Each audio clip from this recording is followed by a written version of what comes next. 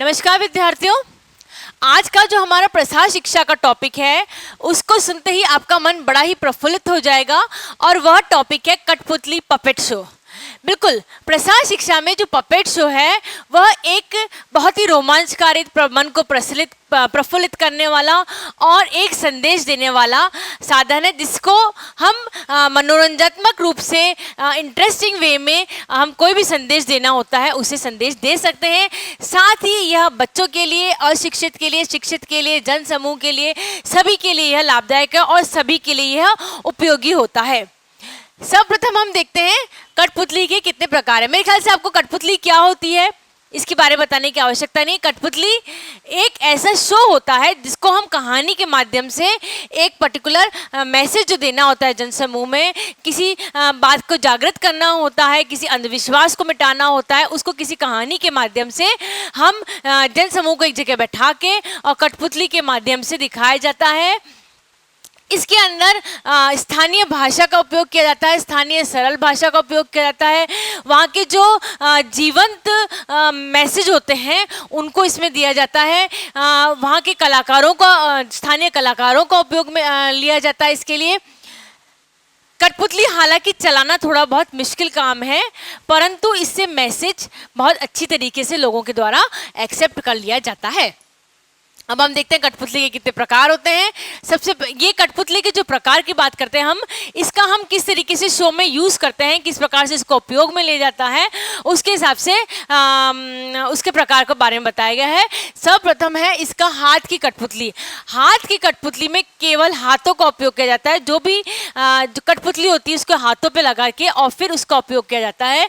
तब इस वाले कठपुतली को हम बोलते हैं कठपुतली, हाथ की कठपुतली। इसमें पूरा हाथ का भी उपयोग कर सकते हैं या हम फिंगर्स का भी उपयोग कर सकते हैं।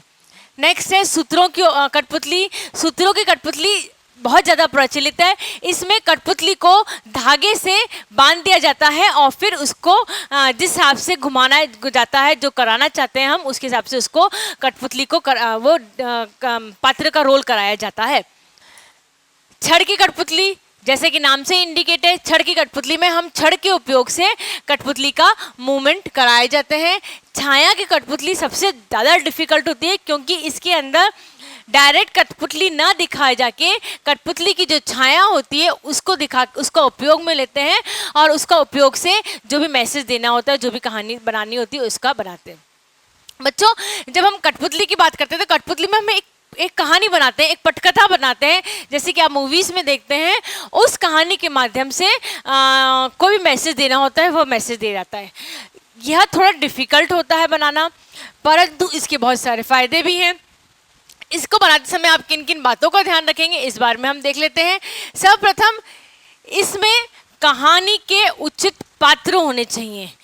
न पात्र ज़्यादा होने चाहिए, न पात्र कम होने चाहिए। उचित मात्रा में उसके पात्र होने चाहिए। बहुत ज़्यादा होगा तो वो बहुत कन्फ्यूजन से उभर आ जाता है।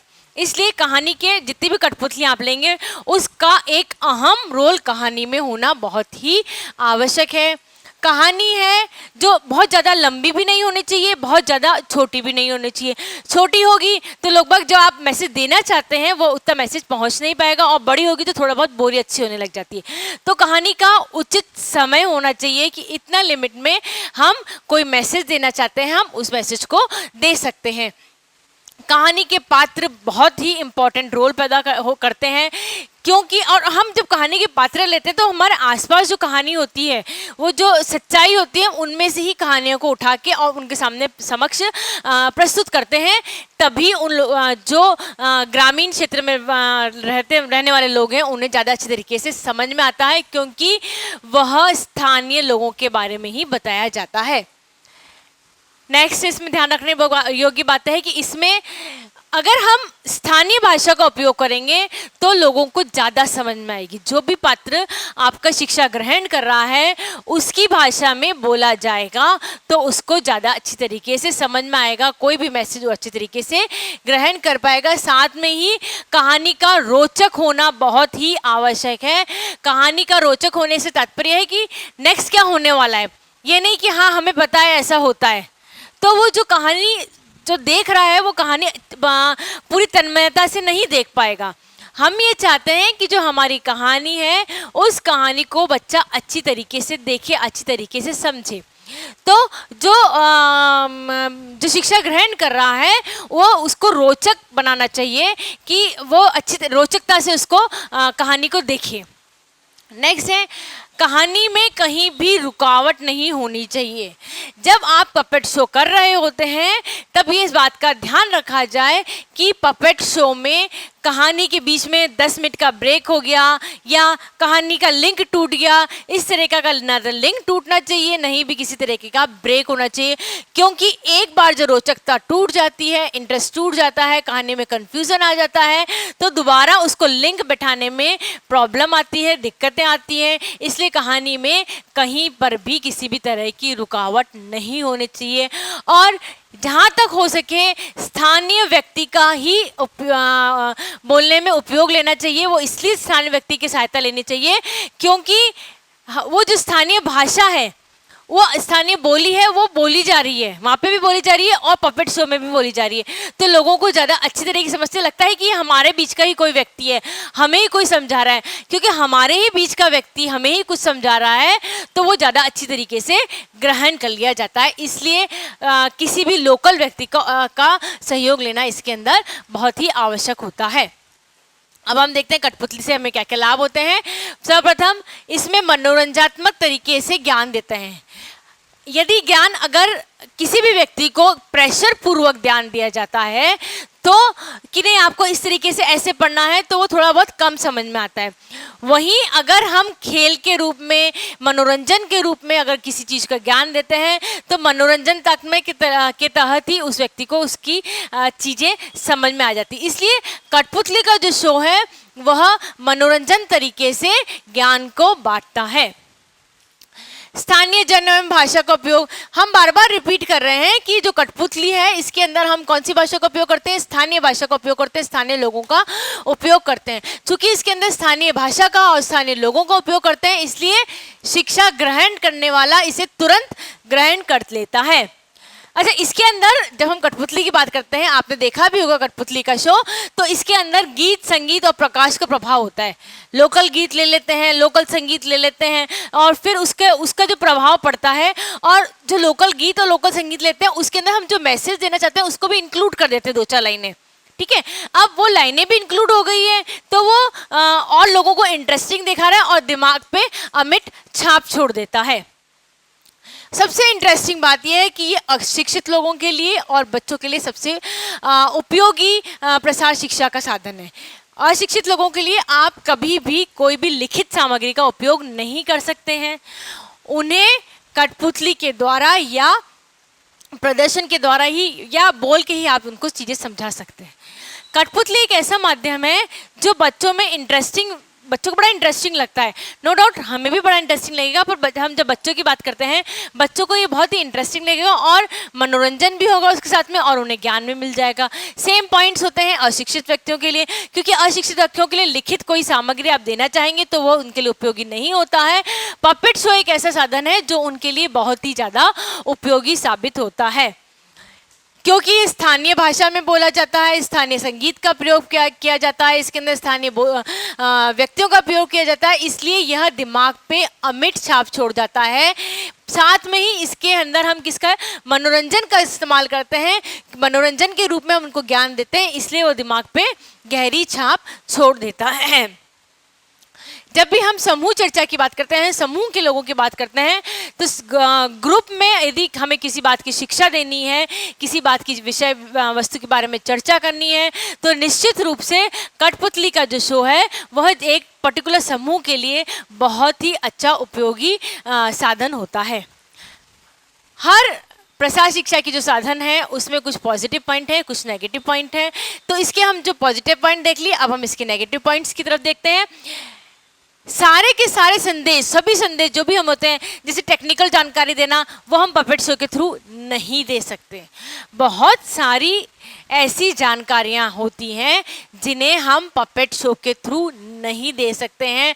हमारे पास कहानियाँ लिमिटेड होती हैं जिसके थ्रू हम कोई संदेश दे सकते हैं। हम रीति रिवाज, कुरीति रिवाज, हम अंधविश्वास, हमारे पास लिमिटेड टॉपिक्स हैं है ना, उन्हीं के खिलाफ, उन्हीं के साथ में लेके हम कहानी बनाते हैं, उन्हीं को ले सकते हैं।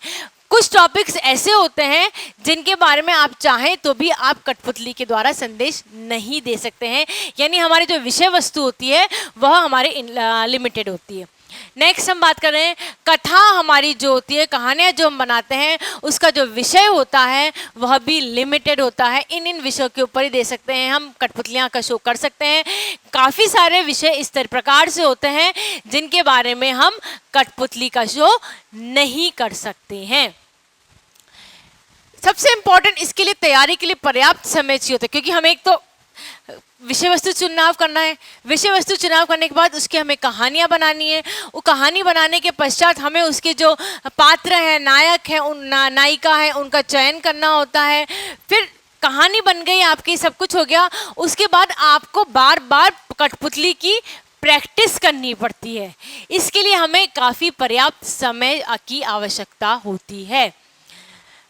हर विषय, हमने ये बात बताई आपको कि हम जब हिंदुस्तान की बात करते हैं तो हिंदुस्तान में हर क्षेत्र में अलग अलग भौगोलिक परिस्थितियाँ हैं, हर क्षेत्र के अलग भौगोलिक परिस्थितियाँ, हर क्षेत्र के अलग अलग रीति रिवाज हैं। यानी कि एक विषय जो आप एक क्षेत्र में चुन रहे हैं वह विषय आप दूसरे क्षेत्र में नहीं चुन सकते। ठीक है, अब हमने यहाँ तो कठपुतली का शो दिखा दिया। अब दूसरे विषय क्षेत्र में जब हम जाएंगे तो वहाँ पे कठपुतली का शो दिखाने के लिए भाषा अलग होगी, पात्र अलग होंगे, विषय वस्तु अलग होगी, सब कुछ अलग होगा। यानी ए और जो बी की बात करते हैं हम क्षेत्र में, उसमें कठपुतली के शो में आपको टोटली परिवर्तन करना पड़ता है। कहानी में हर क्षेत्र के लिए आपको अलग अलग विषय की आवश्यकता होती है। नेक्स्ट है कठपुतली का खेल खिलाने में बहुत ही कम व्यक्ति होते हैं, सक्षम होते हैं। कठपुतली के खेल के लिए काफ़ी सारी प्रैक्टिस होती है। दिखने में बहुत आसानी लगती है कि धागा ऊपर उठाया, धागा नीचे उठाया, कठपुतली का मूवमेंट हो रहा है, परंतु ये ऊपर और नीचे का मूवमेंट करने के लिए हाथों को प्रैक्टिस होती है। कई बार जो कठपुतली का शो दिखा रहे होते हैं उसके 10 के 10 हर उंगलियों के अंदर कठपुतलों के धागे होते हैं और वो इजीली उसका मूवमेंट कर रहे होते हैं। दिखाई देने में बहुत इजी होते हैं, परंतु इसका जब मूवमेंट की बात करते हैं तो ये मूवमेंट का खेल खिलाने के लिए हर व्यक्ति सक्षम नहीं होता है। इसके लिए प्रैक्टिस चाहिए होती है और प्रैक्टिस के लिए काफ़ी समय चाहिए होता है।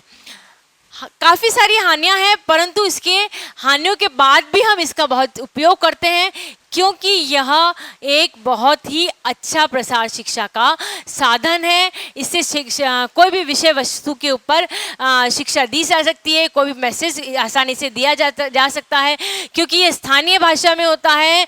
और साथ में सबसे इम्पॉर्टेंट बात ये होता है कि ये मनोरंजन के रूप में मैसेज दिया जाता है, इसलिए जो स्थानीय व्यक्ति हैं उसे अच्छी तरीके से और आसानी से ग्रहण कर सकते हैं और उस व्यक्ति के ऊपर उसकी अमिट छाप छोड़ देते हैं।